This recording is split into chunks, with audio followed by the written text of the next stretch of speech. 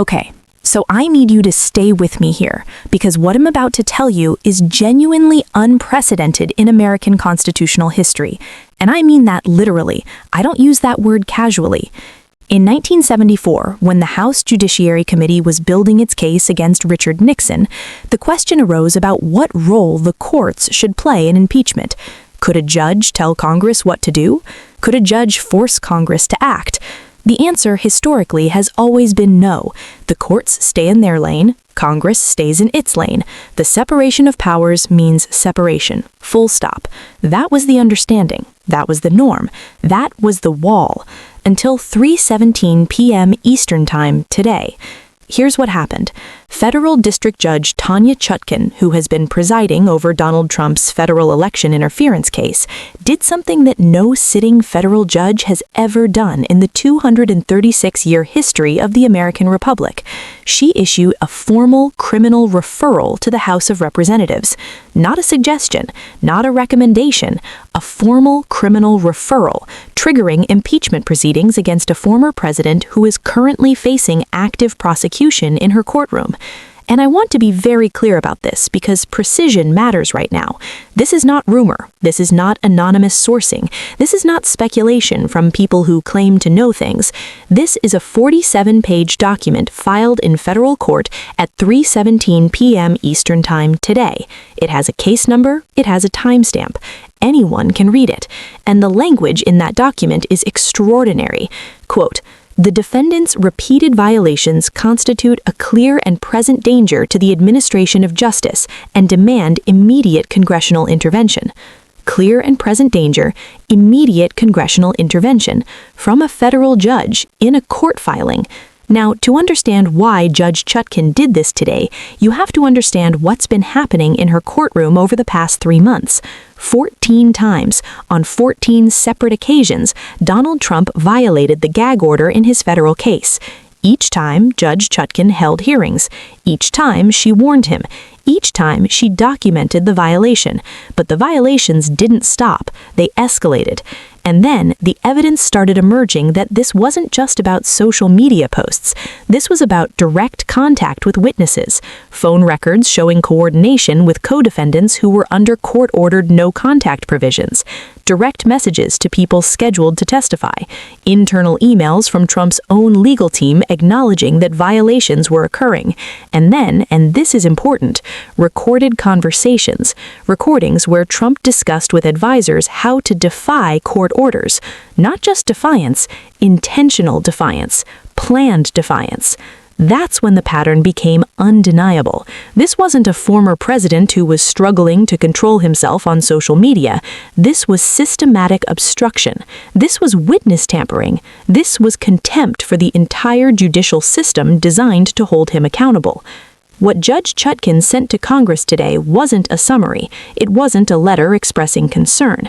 It was a comprehensive evidentiary package, 14 documented gag order violations with timestamps and screenshots, transcripts of 7 contempt hearings where Trump was explicitly warned about consequences, evidence of direct messages to witnesses in his criminal cases, phone records showing coordination with co-defendants, social media posts threatening prosecutors, threatening judges, and threatening potential jury pool members, internal emails from Trump's legal team, expert declarations from former federal judges about the unprecedented nature of this conduct, and the recorded conversations, the ones proving intent.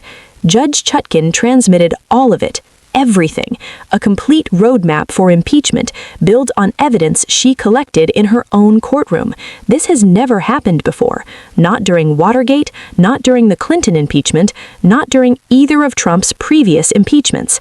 A federal judge has never said to Congress, "Here is documented criminal conduct. Here is the evidence. You must act now." And here's where this gets even more significant. The House was ready. Articles of impeachment have been sitting dormant since November 2025. 8 specific charges: obstruction of justice, witness tampering, contempt of court, violation of court orders, abuse of power, conduct unbecoming, threat to constitutional order, and incitement. As of yesterday morning, those articles had 87 co-sponsors, all Democrats, not enough to move forward. But when Judge Chutkan's referral hit Congress at 3:17 p.m., something shifted.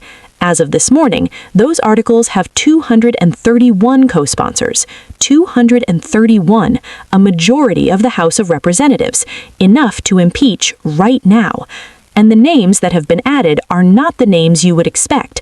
Representative Mike Lawler of New York, a Republican from a Biden-won district who defended Trump through 2 previous impeachments, held a press conference this morning and said, and I'm quoting directly, "I took an oath to the Constitution, not to any individual. When a federal judge says a former president is obstructing justice, I have to listen." Representative Don Bacon of Nebraska, another moderate Republican who has been a reliable Trump vote for years, signed on this morning. The dam is breaking. Democratic leadership has now invoked Rule 9, Section 2. That's a fast-track mechanism in House rules that forces a floor vote within 72 hours of invocation. They filed the motion at 9:45 a.m. this morning, which means by Monday, January 13th at the latest, the full House of Representatives will vote on whether to impeach Donald Trump for the 3rd time. 72 hours, that's the window. That's all the time left. And with 231 co-sponsors already on record, the outcome is not in doubt. The only remaining question is margin. Will it be narrow, 218 to 217, or will it become a landslide if more Republicans break ranks over the weekend? That number is growing by the hour. Moderate Republicans in swing districts are watching footage from the Capitol. They're reading the judge's referral. They're calculating attack ads in the 2026 midterms if they're on record defending documented obstruction of justice. And they're jumping ship. Now, here's where I need you to really pay attention, because this is where the situation becomes genuinely dangerous. Donald Trump has been posting continuously on Truth Social since approximately 4 p.m. yesterday. All-caps rants about rigged courts, attacks on what he calls Obama judges, claims of political persecution, standard rhetoric, expected rhetoric. And then came the post that has alarmed law enforcement, national security officials, and constitutional scholars alike. Quote, "If Congress moves forward with this witch hunt, patriots must converge on Washington. The Second Amendment exists for moments like this." I'm going to read that again. Patriots must converge on Washington. The Second Amendment exists for moments like this. That is a former president of the United States calling for armed resistance to Congress. That is not campaign rhetoric. That is not political bluster. That is incitement. That is a potential seditious conspiracy, and every post he makes becomes additional evidence in the case against him. He cannot stop himself. He's making things worse with every keystroke, and he doesn't seem to understand, or doesn't care, that everything he posts is being documented, time-stamped, and will absolutely be used against him. The consequences of that rhetoric are visible right now in Washington, D.C. The National Guard has been mobilized. Units are deployed across the Capitol complex as we speak. Steel barricades are going up around federal buildings. Pro-Trump demonstrators are gathering near the National Mall. Counter-protesters demanding accountability are forming near the Supreme Court. Law enforcement is everywhere. FBI field offices across the country are monitoring far-right militia channels for chatter about mobilization. This is what January 6th taught us. You cannot dismiss Trump's rhetoric as empty. "Be there, it will be wild" was dismissed as empty. It wasn't empty. The Second Amendment exists for moments like this is not empty. Authorities are treating it with deadly seriousness. That's why the National Guard is deployed tonight. That's why official Washington is not sleeping. Once the House impeaches, and with 231 co-sponsors, impeachment is now a certainty, the process moves to the Senate. A trial becomes mandatory. Chief Justice Robert Jobs will preside. House impeachment managers will present evidence drawn directly from Judge Chutkan's 47-page referral. Trump's legal team, whoever is still willing to represent him after his last 3 attorneys withdrew in November, will attempt a defense, and then 100 senators will vote. Conviction requires 67 votes. every Democrat plus 18 Republicans. That sounds like a high bar, and historically it has been. Trump survived 2 previous impeachment trials because Senate Republicans held the line. But look at what's happening right now. Senate Republicans who have been solidly in Trump's camp for years are hedging. They're not defending him the way they used to. They're talking about concerns and troubling conduct and need to review the evidence. Senators from swing states, Pennsylvania, Wisconsin, Arizona, and Georgia, are watching footage from the Capitol. They're reading the judge's referral. They're calculating attack ads in the 2026 midterms if they're on record defending documented obstruction of justice, and they're jumping ship. And here's something else that's critically important. Judge Chutkan's referral didn't stop with Congress. Evidence of witness tampering, obstruction of justice, and criminal contempt has also been transmitted to the Department of Justice. If investigators can establish that Trump directly coordinated with witnesses to change their testimony, that's subornation of perjury, a serious federal crime with significant prison exposure. Witness tampering carries prison time. Obstruction of justice carries prison time. The Republican Party is tearing itself apart in real time. On one side, you have the loyalists. Marjorie Taylor Greene, Matt Gaetz, and Jim Jordan are doubling down, calling for protests, defending Trump unconditionally, and threatening primary challenges against any Republican who votes for impeachment. On the other side, you have the pragmatists, the Mike Lawlers, the Don Bacons, and the Republicans from swing districts who survived 2024 by running ahead of Trump. They're fleeing. They're citing their oaths to the Constitution. They're talking about the rule of law. And in the middle, you have everyone else, watching, waiting, calculating. Internal threats are being made.